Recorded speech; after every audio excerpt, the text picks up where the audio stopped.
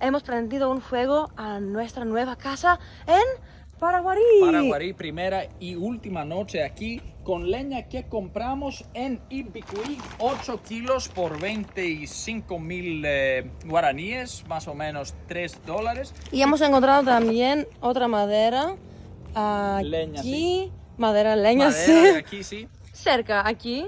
Sí, y Nikki siempre, a Nikki le gusta mucho prender el fuego y manejarlo. Ella es la dueña del fuego, como la llamo yo. Soy la dueña del fuego. Y Porán.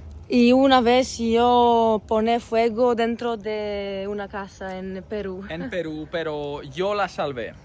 Exactamente, pero todo bien, todo bien. Aquí no vamos a quemar nada, solo La vamos, leña. solo la leña, sí.